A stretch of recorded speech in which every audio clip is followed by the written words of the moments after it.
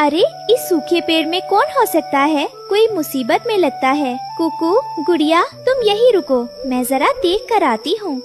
बेटी जरा इधर आओ। क्या मुझे थोड़ा सा पानी मिल सकता है? मेरा गला सूख रहा है और मेरी सांसें अब मेरा साथ छोड़ रही हैं। रानू ने देखा कि एक बहुत ही बूढ़ी और बीमार चिड़िया वहाँ पत्तों के ढेर पर पड़ी थी। रानू ने तुरंत उन्हें पानी पिलाया। दादी, आपकी ये हालत कैसी हुई? आपका इस जंगल में कोई अपना नहीं है क्या? आप अकेले यहाँ क्यों पड़ी हैं? नहीं बेटी, मेरा इस दुनिया में अब कोई नहीं है, सब छोड़कर चले गए। पर आज मुझे सुकून मिला कि मरते समय किसी ने मुझे पानी तो पिलाया। तुम बहुत नेक हो रानू।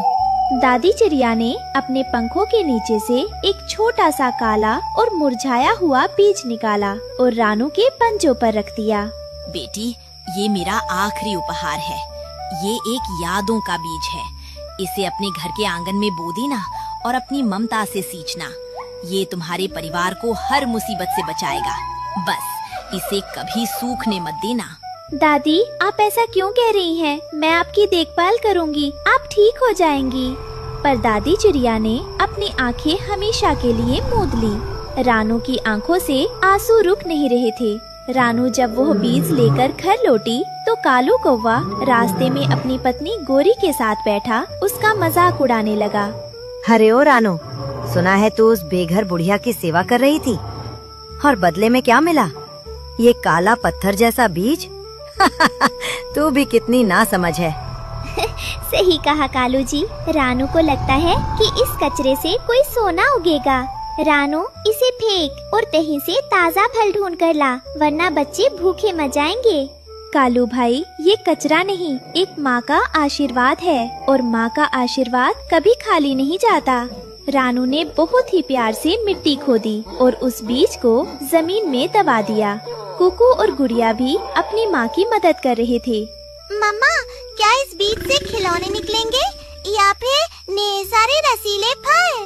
बेटी, इससे जो भी निकलेगा वो बहुत कीमती होगा। हमें बस इसका बहुत ध्यान रखना होगा। इसे रोज पानी देना और इससे बातें करना। कुछ दिनों बाद जंगल में बहुत गर्मी पड़ने लगी। तालाब का पानी दूर हो गया, पर रानू थकी नहीं। चाहे मुझे 10 बार उड़कर जाना पड़े, पर मैं उस पौधे को सूखने नहीं दूंगी। दादी ने मुझ पर भरोसा किया था। कुकू, तुम घर का ध्यान रखना, मैं पानी लेकर आती हूँ। मम्मा, आप बहुत थक गई हो, आपके पंख भी कांप रहे हैं, थोड़ा आराम कर लो।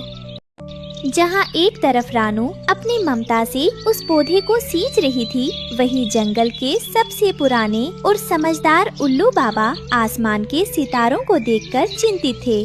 उन्हें हवाओं में किसी अनहोनी की गंध आ रही थी। ये हवाएं ठीक नहीं हैं। सितारों की चाल बता रही है कि काले पर्वत के पीछे से एक जहरीली बीमारी उठ रही है। ये सूखा तो बस शुरुआत है, असली परीक्षा तो अब शुरू होगी। तभी एक छोटा कबूतर उड़ता हुआ उल्लू बाबा के पास आता है।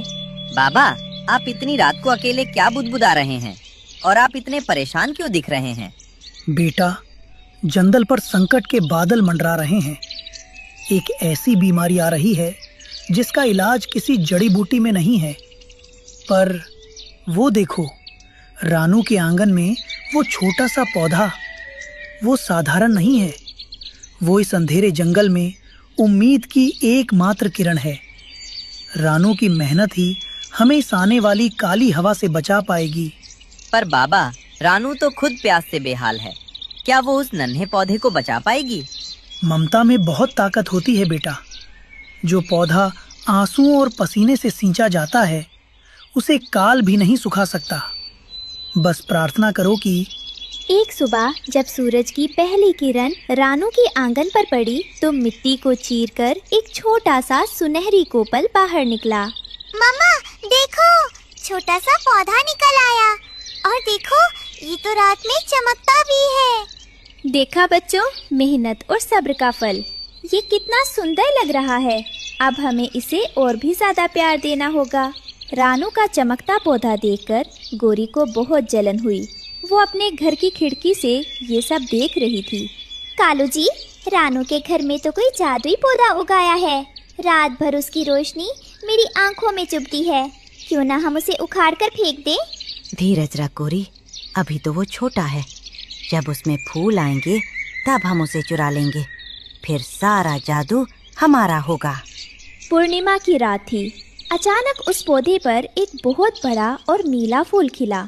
अरे ये क्या है? ये फूल तो एक इंद्रधनुष जैसा दिख रहा है। कुकू गुड़िया देखो, इसकी हर पंखुड़ी से कितने प्यारे रंग निकल रहे हैं। मम्मा देखो, इस फूल से इतनी अच्छी खुशबू आ रही है कि मेरी सारी थकान दूर हो गई। और देखो, ये तो टिमटिमा रहा है, जैसे हजारों जुगनू इसके अंदर नाच रहे हों। दादी, आपका आशीर्वाद एक जादुई फूल बनकर खिल गया है। अब मेरे बच्चे हमेशा इसी प्यार और खुशी के रंगों में रहेंगे। कुछ जंगल में एक जहरीली हवा चली, जिससे सारे पक्षी बीमार होने लगे। हरिया तोता और कालू कौवा भी बुखार से तप रहे थे। हाय, मेरी मदद करो, मेरा पूरा शरीर आग की तरह जल रहा है। मुझे सांस लेने में भी तकलीफ हो रही है। जंगल के वैद्य जी ने जो जड़ी बूटी दी थी, उससे भी कोई फर्क नहीं पड़ रहा। अरे हरिया भाई, मेरी तो आंखों के सामने भी अंधेरा छा रहा है। ये बुखार तो मेरी जान निकाल देगा। मैंने कभी नहीं सोचा था कि हम इस तरह लाचार हो जाएंगे। काश कोई ऐसा चमत्कार हो जाए जो हमें इस दर्द से बचा ले। कालू भाई, मुझे रानू की याद आ रही है। वो हमेशा सबकी मदद करती है, पर हम इतने बीमार हैं कि उसके घर तक उड़कर जा भी नहीं सकते। हाँ हरिया, आज मुझे अपनी बातों पर पछतावा हो रहा है। रानू सही कहती थी कि मुसीबत कभी भी आ सकती है। अब तो बस ऊपर वाला ही हमारा सहारा है। रानू ने जब देखा कि पूरा जंगल बीमारी से तड़प रहा है और उसके अपने दोस्त मौत के करीब हैं, तो उसका दिल पसीज गया। उसने हिम्मत जुटाई और कालू, हरिया समेत सभी बीमार पक्षियों को अपने आंगन में इकट्ठा किया। भाइयों और बहनों, हिम्मत मत हारिए। देखिए, दादी चिड़िया का दिया हुआ ये जादुई फूल खिल गया है। बस इस फूल के पास आ जाइए, इसकी खुशबू में जिंदगी है। रानू बहन, मैंने हमेशा तुम्हारा बुरा चाहा, तुम्हारे इस पौधे का मजाक उड़ाया। क्या तुम मुझ जैसे पापी को भी बचाओगी? मुझे तो अपनी शक्ल दिखाने में भी शर्म आ रही है। कालू भाई, मुसीबत के समय पुरानी करवाहट को याद नहीं किया जाता। हम सब एक ही जंगल का परिवार हैं। आइए, इस फूल की छांव में बैठिए, आप बिल्कुल ठीक हो जाएंगे। जैसे ही सभी बीमार पक्षी उस विशाल सप्तरंगी फूल के नीचे इकट्ठा हुए, अचानक फूल के बीच में से चमकती हुई रंगीन धूल और रंगीन खुशबूदार धुंध निकलने लगी, जो ठंडी फुहार की तरह सब पर गिरने लगी। जैसे ही वो जादुई रंगीन रोशनी पक्षियों के शरीर को छूती, उनका बुखार गायब होने लगा। उनके मुरझाए हुए पंख फिर से चमकने लगे और आंखों की जलन ठीक हो गई। जहरीली हवा का असर उस जादुई खुशबू के सामने खत्म हो गया। वाह, चमत्कार हो गया। मेरा शरीर अब हल्का महसूस कर रहा है।